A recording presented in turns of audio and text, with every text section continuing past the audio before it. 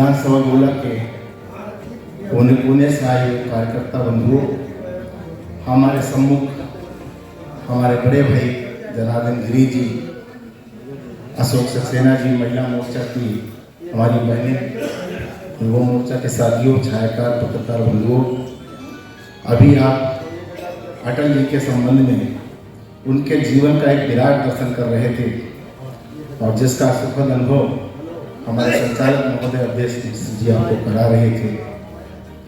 मैं केवल इतना कहना चाहता हूँ, अटल जी के बारे में जितना परिचय उनके जीवन का कराया जाए बहुत कम है। एक दिए के समान जिसे रोशनी को दिया दिखाया जाता उस तरह की बात होगी। एक छोटा सा अनुभव हमारे पास भी है जो बिल्कुल प्रत्यक्ष प्रमाण के रूप में आज लगभग हर किसान के पास विद्यमान है, हर सड़क पर चलने वाले के पास विद्यमान है।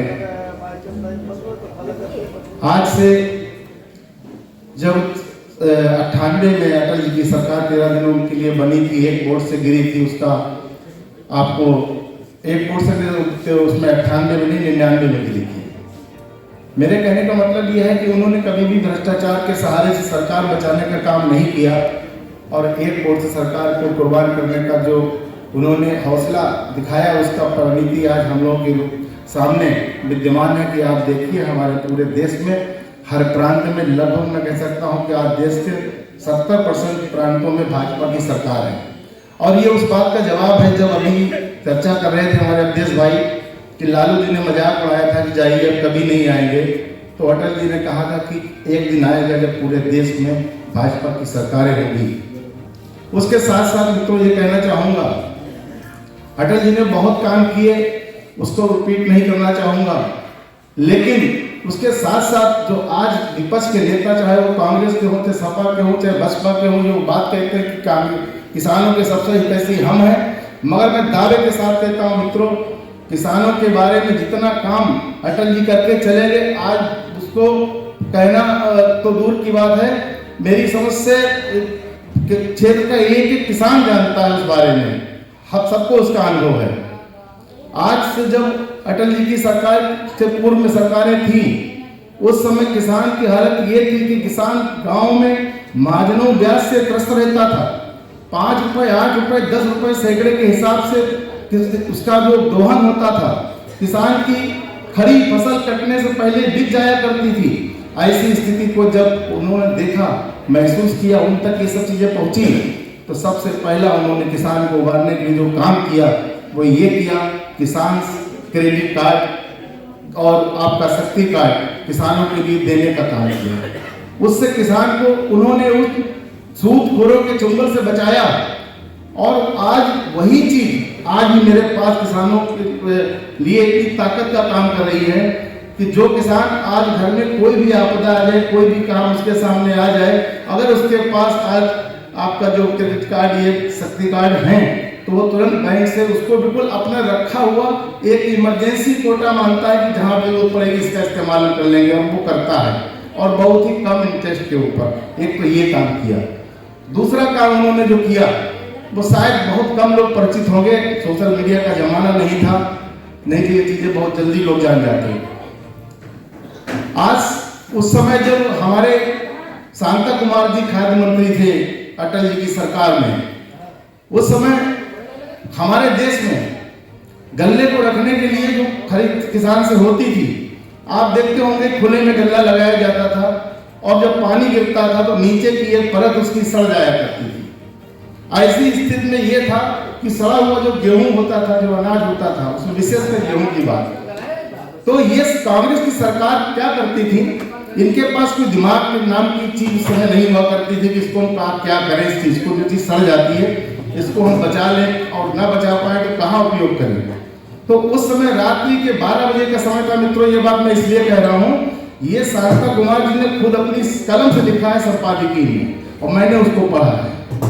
उन्होंने लिखा, मैंने रात के 12 बजे अटल जी को फोन किया कि सर मेरे पास एक ऐसा प्लान है कि हमारे देश में बहुत नुकसान हो रहा है अन्न के मामले में और गरीब हमारे यहाँ भूख से मर रहा है, तो उसका पेट भर जाएगा और वो चीज़ सड़ने से बच जाएगी और उसका एक मोटा जो हिस्सा है वो एक पूंजीपतियों के पास जा रहा है, जो आज ये लोग अडानी अंबानी करते हैं, इन्होंने इतने पाप किए हैं, अगर गिनाने के लिए समय मिल जाए तो घंटे भर कम हो जाएंगे।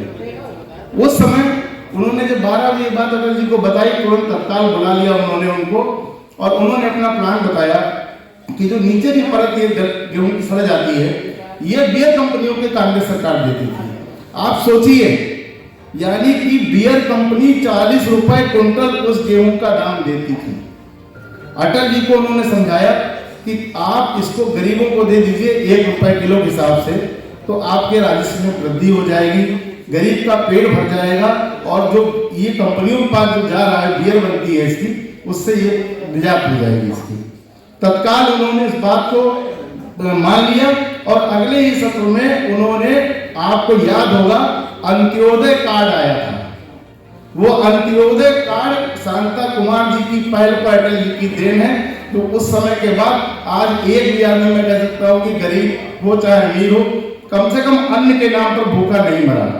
अब मोदी जी ने तो उसमें और 4 चांद लगा दिए।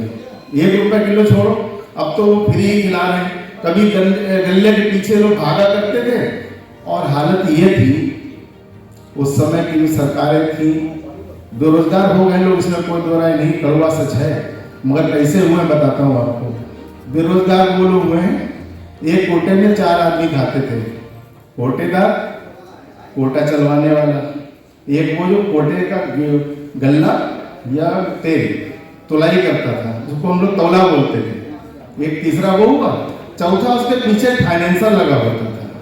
यानी कि एक कोटे में 4 आदमी बेरोजगार हुए, और उसके साथ में जिले में कितने कोटे होंगे आप सोचिए जरा। 725 जिले हैं पूरे देश में, लाखों आदमी वाकई बेरोजगार हो गए, इसमें कोई दो राय नहीं। क्यों? बड़ी बेशर्मी से इस बात को लोग स्वीकार करते थे कि 1 महीने हमारा कोटेदार बांटता है, 1 महीने बेचता है, बहुत ईमानदार है।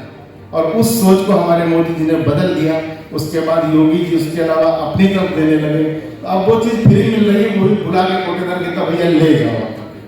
आज स्थिति कितना परिवर्तन हुआ है। ये कहाँ से चीज शुरू हुई? अटल जी की सोच से शुरू हुई।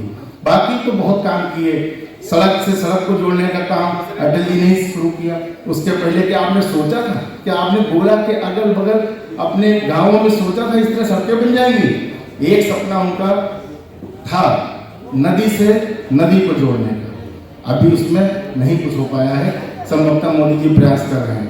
मेरे कहने का मतलब मित्रों सिर्फ इतना है, अटल जी के जीवन के बारे में उनका परिचय कराना, हमने कहा ना आपको, रोशनी को दिया दिखाना, इसके अतिरिक्त कुछ नहीं है। बहुत काम किए, और जहाँ तक मेरा यह मानना है, जो लोग जरा भी उस समय अखबार पढ़ा करते थे, टीवी नहीं था, हर घर में नहीं था, आज तो सब घर में टीवी है, सबके पास मोबाइल है, सब कुछ मिल जाता है। उस समय जो उनकी स्मृतियाँ थी, मेरी समझ से केवल वही कार्यकर्ता जानता है जो पुराने समय से दल से उस समय से जुड़ा हुआ है। मेरे कहने का सिर्फ इतना मतलब है, आप इन सब चीज़ों को अपने जहन में रखिए। आने वाले समय में जब भी कभी इनकी जरूरत हो, इनकी चर्चा कीजिए, और विशेषकर लोगों में कार्यकर्ता जो हमारे नए हैं, उनमें तो जरूर इसकी चर्चा कीजिए कि अटल जी ने क्या क्या काम किए। इन्हीं शब्दों के साथ सिर्फ इतना कहूँगा, अटल जी की 4 लाइनें मुझे भी याद आती हैं। मैं जी भर जिया, मन से मरूं, लौट कर फिर आऊंगा, मौत से क्यों डरूं। इन्हीं शब्दों के साथ जय हिंद।